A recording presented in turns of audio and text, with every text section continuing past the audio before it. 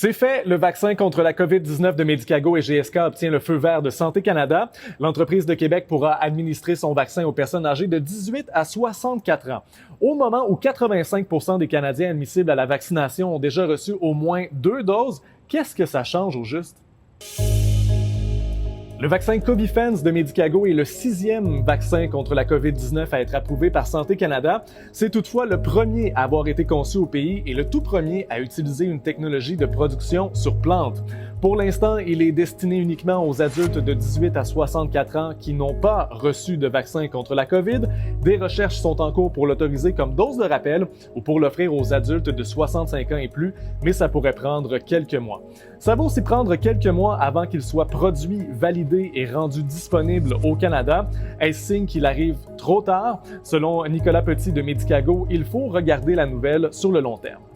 Au-delà du vaccin, pour le Québec et pour le Canada, c'est une réalisation majeure puisque c'est une compagnie de biotechnologie de Québec qui met sur le marché une nouvelle technologie, une nouvelle plateforme de production de vaccins qui va permettre par la suite, pour les futures pandémies, d'être mieux préparés. Bon, on n'a pas forcément envie d'entendre parler de futures pandémies, mais il y aura tout de même une usine de production de vaccins à Québec.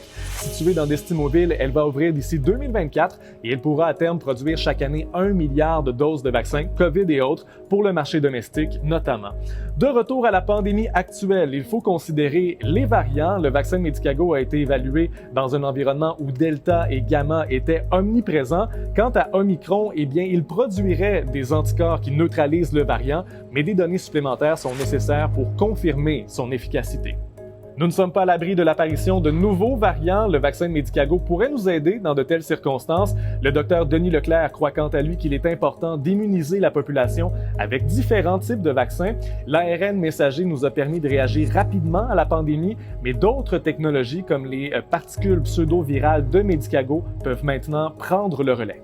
À l'usage, on se rend compte que les vaccins ARN n'induisent pas de mémoire immunologique. C'est la raison pour laquelle on a besoin de rappels constamment, qu'on est rendu à 1, 2 puis 3 doses.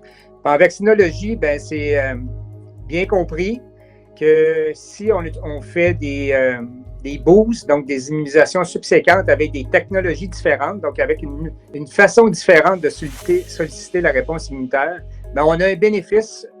Donc, si on résume, à court terme, ça ne change pas grand-chose, mais à moyen et long terme, ça pourra aider le Québec et le Canada à mieux affronter de nouveaux variants ou de nouvelles maladies. Pour d'autres nouvelles, consultez l'appli Info de Radio-Canada.